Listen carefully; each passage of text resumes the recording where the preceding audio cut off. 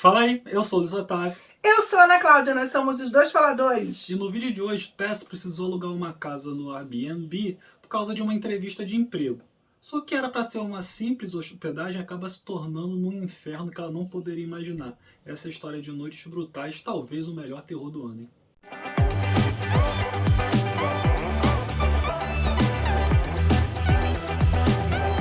Fala, gente linda do meu coração. E aí, já se inscreveu no nosso canal? Se você não se inscreveu, se inscreve agora. É só apertar inscrito. Tocar o sininho pintadinho para receber as notificações de vídeos novos. E, claro, deixar o seu joinha que não custa nada para você e vale tanto pra gente. Comenta conosco, já assistiu, tá interessado, tá intrigado, já arriscou, o que você achou? Cuidado pra não deixar spoiler, porque esse vai ser um vídeo sem spoiler. Vai ser sem spoiler? Vai não? Achei que a gente fazer uma parte sem spoiler e uma parte com spoiler. Podemos fazer. Então, mas mesmo assim, toma cuidado nos comentários aí. Quando você... É porque o comentário não dá pra avisar, né? Quando a gente responde, a gente coloca spoiler, grandão, aí pula umas linhas. Então, só dá uma cuidado aí, né? Cara, Noites Brutais, ou Barbarian, ele ficou muito conhecido pelo nome original dele também. É um filme muito diferente do que a gente está acostumado, e até por isso a gente questiona se ele talvez não seja um dos melhores terror do ano. 2022 está com muito filme de terror bacana, muita coisa legal saindo, mas é justamente pelo inesperado do Noites Brutais que ele acaba te pegando. Sim, ele vai ser escrito e dirigido por Zach Cregger. E assim, eu achei que o filme tem um frescor, e uma ousadia e uma inventividade que faz com que o filme dê uma sensação de restart em algumas situações, e o que é extremamente positivo. Porque no primeiro momento, me causou um estranhamento, porque eu fiquei assim, O que está acontecendo? O que foi? O que aconteceu? Acabou o filme, começou outro, o que está acontecendo? Porque realmente você sai de um ambiente, vai para um outro ambiente, para uma outra situação, e você vê que o primeiro arco do filme é para apresentar a situação inusitada, né, do Airbnb, uma vez que a Tess vai para uma entrevista de emprego. Claro que dá para entender que ela procurou um lugar mais barato, que ela procurou um Airbnb bem longe do centro, porque ela já pega uma estrada para ir fazer a entrevista. Então ela buscou um lugar que fosse, pelas fotos, bonitinho, agradável. Realmente o local dentro é uma graça, né? Mas até do lado de fora também. Quando você olha, é a melhor casa da região. A casa é bonitinha, é verdadeira. E aí, ela chegando lá, surpreendida então por uma pessoa que já tinha alugado o Airbnb por um outro aplicativo, enfim. E aí o filme vai começar a criar um clima de tensão. Que assim, você pensa que ele vai num caminho legal. O início do filme, ele tem todo um desenvolvimento. Ele já te compra, né? E te causa ansiedade, causa medo, você já fica querendo entender o filme, tentando adivinhar. Então ele se vende bem pra caramba no começo. E de repente, num dado momento, ele vai mudar completamente, vai para um outro arco, e guarda aquele arco ali no bolsinho. Tipo assim, guarda essa história aqui, daqui a pouco a gente continua, mas deixa eu te mostrar um outro negócio que tá acontecendo aqui. E aí te joga para um outro momento, um outro arco com um personagem central. E vai desenvolver, então, um segundo arco, uma segunda história, que também vai ter seus pontos muito interessantes e curiosos. Eu acho que o filme, por mais que ele não faça isso de maneira tão explícita assim, ele vai debater algumas questões da sociedade, né, algumas questões da relação de exploração, as discrepâncias e a questão de abuso sexual. Ele vai falar sobre o assunto de uma maneira bem clara, mas o debate não vai deixar tão claro assim, tão evidente, né? Ele vai colocando algumas sementes ao longo do filme, ao longo do que está acontecendo. Mas o diretor e roteirista consegue costurar muito bem essa quebra, assim. Porque ele realmente te conduz num ritmo que tu pensa, pô, danou-se, agora tu já fica surpreso. Porque tu acha que o filme é sobre uma coisa, aí de repente acontece uma outra coisa, e quando tu vê, tu tá envolvido numa terceira coisa. Que é causada por uma quarta coisa. Então é o filme dentro do filme, dentro do filme, dentro de um filme. E tudo isso muito bem amarradinho e no desenrolar muito lógico. Ele não tem quebra de lógica e não vai pro fantasioso. Não, ele tem toda uma racionalidade ali dentro que é explicado no roteiro. Tem um furinho ou outro lá, mas muito pouca coisa que não compromete em nada Eu nem acho. o brilho da história. E aí você vai se concentrar no ator, né, que é o dono do Airbnb, do imóvel, e a sua chegada nesse imóvel e a relação que ele vai estabelecer com o local e com tudo que vai se desenrolar ali dentro. Eu acho que a partir daqui a gente pode começar com spoiler. Porque a gente já está começando a falar demais. Né? Exatamente. Então, a partir daqui, cuidado, atenção, já vou dar meu aviso para você ficar esperto, que a partir de agora tem spoiler! Então, se você não quer nenhum spoiler, para aqui, vai lá assistir o filme, depois você volta, termina de assistir o vídeo para você saber a nossa opinião sobre os aspectos que a gente está comentando com spoiler. Porque o filme começa com a Tess chegando nesse Airbnb que ela alugou e já tá lá com o Bill, o ator é o Bill Skarsgård, o nome dele é difícil de falar pra caramba, mas já tá sendo alugado pelo personagem do Bill Skarsgård. E você fica o tempo todo achando, até porque o ator sabe que ele tem uma vibe meio estranha. Ele tem um olhar, uma fisionomia, né? Que inclusive se te causou alguma estranheza, alguma similaridade ao ator que fez o It, a nova versão nova, então. Né, ele sabe como fazer expressões que beiram sinistro.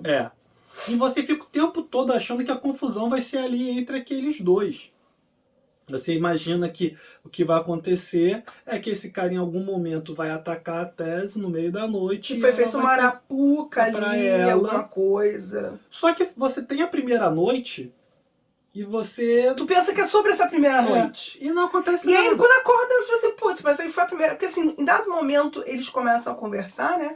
E ela então descobre que ele é um artista, enfim, é um cara que investe em arte também da região, em pequenos artistas, enfim. E aí ela tá ali para exatamente buscar um emprego nessa área, né? De documentário sobre pequenos artistas. Sobre essa a arte daquela região. Que ele parece que seria um grande protagonista. Se não maior, um grande protagonista disso. Então eles passam a noite conversando, ela relaxa, né? Viu o que ele é, conseguiu entrar no banheiro lá sem querer, ela conseguiu fotografar o documento dele. Então ela tá se sentindo segura. E passa a noite e você pensa, ué, cadê a noite brutal? Pô, acordei, o sol, aconteceu tudo isso e nada aconteceu. Tá no plural, né? E aí ela vai então para a entrevista de emprego e é muito curioso, porque quando ela chega tá uma tempestade, tá tudo muito escuro, então ela só consegue ver a casa que ela entrou. No dia seguinte, quando ela chega, quando ela vai pro local da entrevista, ela vê que a casa que ela tá é a única casa que ainda existe. De pé. O resto é tudo escombro, o resto é tudo coisa destruída. Parece que passou um furacão ali. Não sei se foi, parece que depois o filme dá a entender que aquela região foi abandonada. E ali, então, as casas abandonadas, tem cuidado com o tempo. Com a depredação, ela acabou ficando assim. Aí, a única casa que tá ali de pé, bonitinha, arrumadinha, recém-reformada, é a casa que ela tá na Airbnb. Então ela passa, assim, quarteirões, né?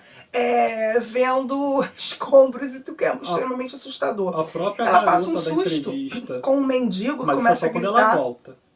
Sim, isso é só quando ela volta. Porque a própria garota que ela fez a entrevista, a pessoa que vai contratar, ela fala, cara, sério que tu tá nesse lugar? Ninguém fica nesse lugar. Toma muito cuidado, procura tipo assim, o Airbnb aí, tipo, ninguém mora aí, enfim. E aí, quando ela volta, tem essa situação do mendigo, realmente, que tenta chamá-la, e ela volta pra dentro da casa. Aí tu pensa, é sobre essa história e tal, mas não é. E aí daqui a pouco você tem uma parte totalmente ensolarada, né? Calma. Não, calma, nem mais que ainda. E aí ela chega na casa e ela não encontra o... Verdade, ela não vai encontrar o... Eu não sei o nome dele. Nem tá em nome dele, porque o nome... Vê só, não tá aparecendo o nome dele aí, não. E aí ela não encontra o cara que ela passou a noite. E conforme ela vai pesquisando ele, conforme ela vai procurando ele, ela acaba descobrindo que no porão da casa tem uma parede falsa. Não, ela encontra no porão, ela chega no porão, começando a procurar ele, vê uma porta aberta. Nessa porta aberta ela encontra uma cama com uma câmera e um balde parecendo Mas isso é na parede falsa. Já na parede. Parecendo uma alcova de sequestrador, alguma coisa nesse sentido. E aí eles começam a investigar o lugar, né? E aí ela resolve que não vai ficar ali dentro, só que ela tá trancada, a porta de onde ela tava tá trancada. E aí o colega do Airbnb chega, ela conta toda a história pra ele resolve investigar, enquanto ela tá esperando lá em cima, ele some. E aí nisso, vou ser bem sincero, ali eu já tinha ido chamar a polícia e falar que sim, com certeza. Estranha, tá? Eu não ia investigar por conta própria, não. Só que ela descobre que tem um outro fundo falso. E rapidinho, como também é uma região depredada, ela chega um dado momento de chamar a polícia, porque ela ficou presa. Tá indo lá na frente. Isso é lá na frente. Ih, gente, eu tô confundindo todo o espaço do tempo do filme. E aí ela acaba voltando lá dentro e descobre que existe uma segunda Mas quando ela falsa. ficou presa e não conseguiu abrir, ela tinha chamado a polícia, a pessoa falou que ia demorar muito pra chegar lá. Entendeu? Nessa hora aí que ela tava presa, antes do cara chegar, ela chega a falar com a polícia. Celular. Não tava sem o celular? Não sei, não lembro. Ela esquece o celular dela. E aí ela volta nesse fundo falso, ela resolve entrar. E aí ela vai cada vez entrando mais. São túneis escuros.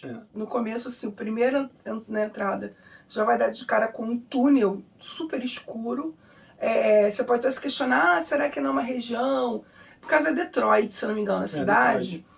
E aí, Chicago. Será que de repente é um túnel de lei de seca que eles estavam vendendo? Eu já estava imaginando que aquilo dali era para ligar uma casa com a outra para eles poderem fazer alguma coisa. Eu já pensei que fosse realmente, no começo eu pensei, pode ser de repente algum túneo de lei seca, na época que eles escondiam bebida e tal. Mas Keith, verdade. O nome do cara, Keith. E aí ela já começa a andar, já encontra umas gaiolas. Um troço bizarro, umas gaiolas quase jaulas, entre jaula e gaiola. Ela já acha aquilo meio bizarro, mas ela continua procurando o Keith, gritando Keith, Keith, Keith. Ela chega a ouvir o Keith lá longe, e isso faz com que ela continue andando, embora ela esteja completamente apavorada, desesperada. E a gente pensando, pra que você tá indo? Claramente pensando, é uma armadilha. Claramente é uma armadilha, moça. Não vai pra aí, não.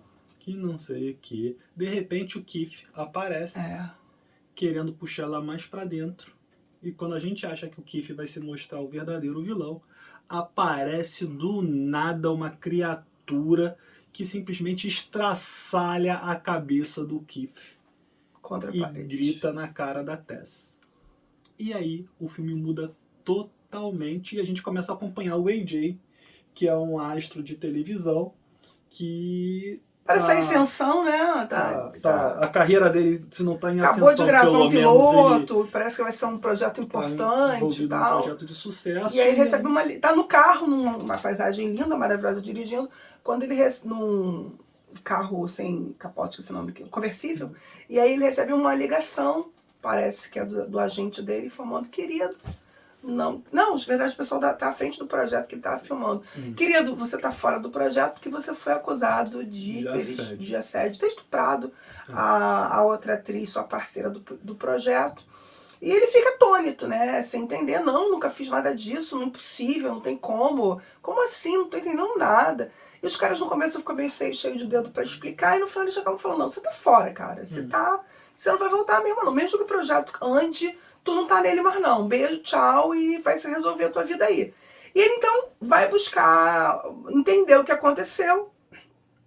E aí ele, na verdade, vai conversar com o contador dele. Ainda em negação, né? Ele nega inicialmente ele nega muito veementemente que tinha acontecido. Ele o tempo todo vai negar o estupro. Que ela interpretou errado, não foi nada disso, enfim.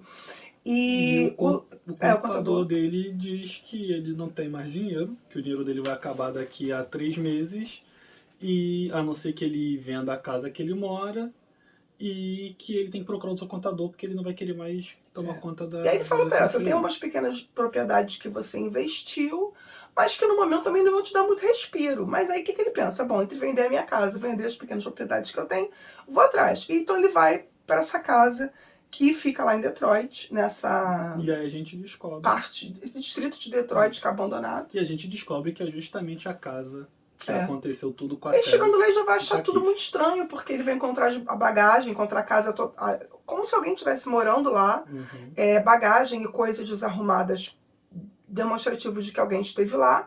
Entra em contato com a administradora, que também não está com muita paciência com ele, não sei se já sabendo o que tinha acontecido do escândalo. Já estava sabendo já. E aí ela então não dá muita explicação para ele, diz assim, teve pessoas aí, mas há duas semanas sim, atrás. A limpeza só acontece quando vai alugar de novo, então ninguém viu, ninguém conferiu nada.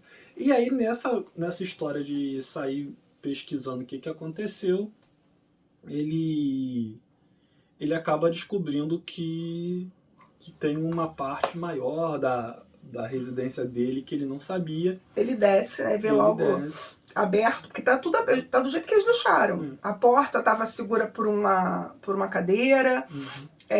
Ele acaba tirando essa cadeira dali, ele vai, desce e descobre que tem um túnel por baixo da casa, o que inicialmente faz com que ele fique muito feliz, que ele pensa, opa! Ganhei mais dinheiro. Aí ele começa a pesquisar se esse valor, se essa parte de baixo pode ser rentável economicamente. Tem duas pausas nessa brincadeira, né? Porque aí um pouco antes disso a gente tem ele conversando com o amigo na noite, admitindo que transou com a mulher, que ela teria dito não no início, mas que ele é muito charmoso. Gostoso, né? E aí você já começa a entender mais ou menos qual é a da situação. E você começa a voltar no tempo, quando você acompanha a situação de um morador da década de 40, 60... Não, acho da que década de 60, 70, daquela casa. Que você descobre que, na verdade, ele ficava... Aí você vai para um outro arco. Sim. Que parece um outro filme.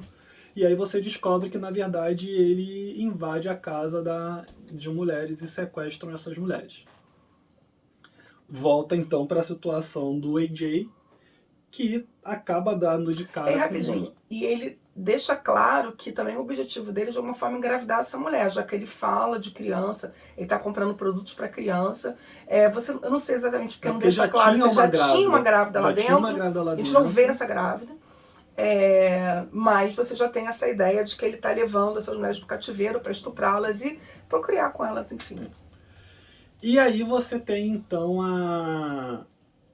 o AJ dando de cara com essa criatura que vai prendê-lo, e é aí que o terror começa pra valer, porque você sai apenas de um terror suspense mais forte, de um suspense, você vai pra parte da sanguinolência mesmo e da bizarrice mesmo. Primeiro, por quê? E aí a gente precisa começar a explicar de algumas coisas. Na verdade, essa criatura não é uma criatura.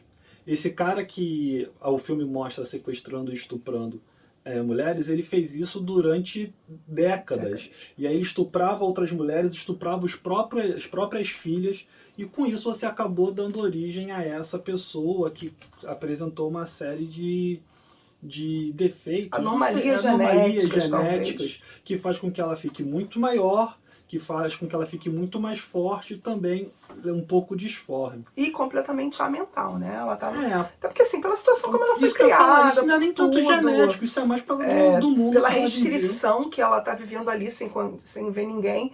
Ela tem uma televisãozinha que parece que passa um filme ali só ensinando como amamentar, porque claramente o cara colocou ali para as mulheres que ele sequestrava, para as garotas que não saberem o que fazer. Então aquela é a única relação que ela tem com o mundo, mais efetiva, mais consistente, vamos dizer assim.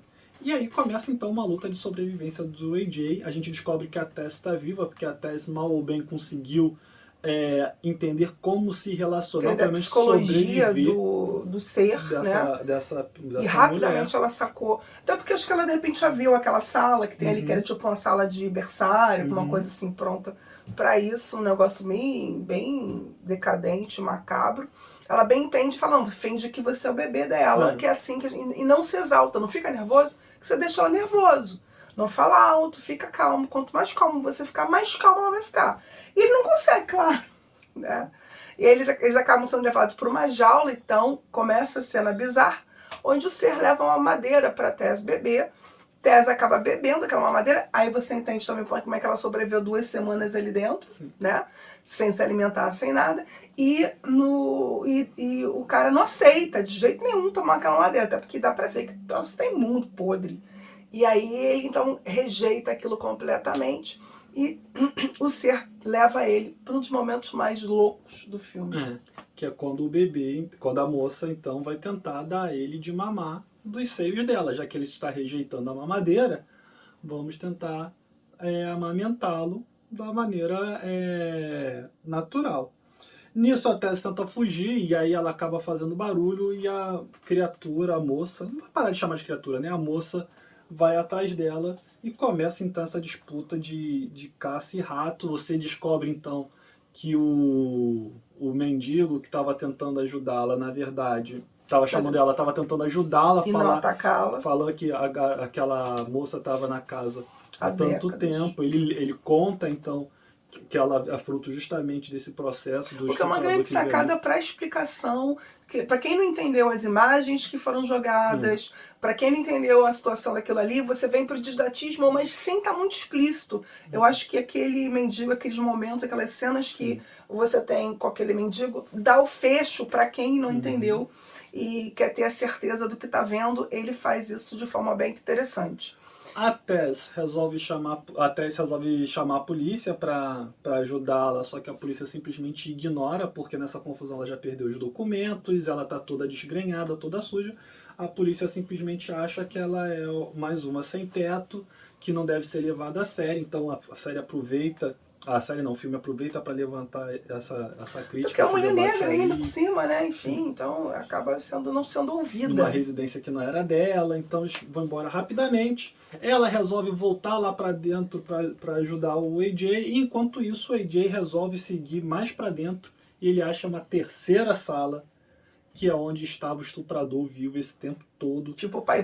O pai. Lá. É curioso, porque quando o AJ chega perto da porta de onde está o pai, a própria moça, né, a própria filha, neta, sei lá, dele, né, se afasta. Acaba se afastando, tipo, para ela o que está ali dentro ainda é pior ainda. Porque aquilo dali fez mal a ela, aquilo dali de alguma maneira representa uma maldade para ela. E aí é o cara já decrépito, já muito idoso, já definhando pela idade, claramente escondido da sociedade ali. Pela situação que ele vive, né?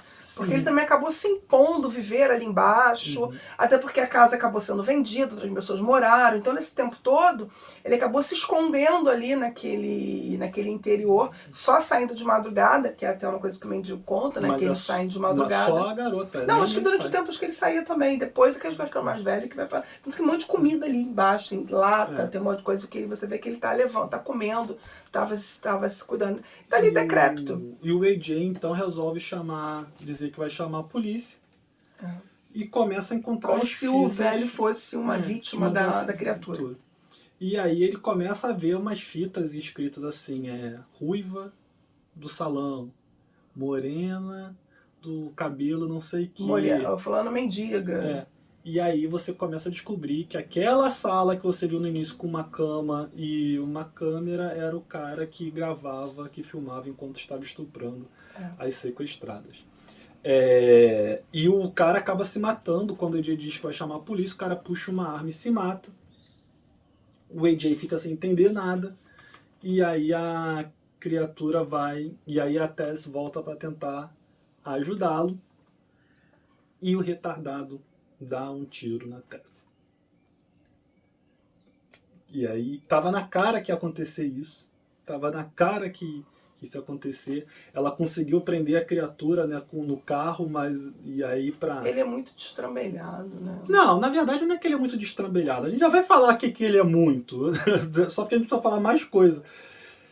E aí ele vê que deu um tiro na Tess, fica desesperado, tenta ir ajudá-la pra sair da casa, e a Tess vê que a moça não tá mais presa no carro. Eles resolvem ir pra onde o mendigo diz que estaria escondido, que ele nunca morreu. Foi só lhe dizer que ele nunca foi achado ali, a monstra aparece. Eu tô chamando de monstra, tadinha da moça. Criatura.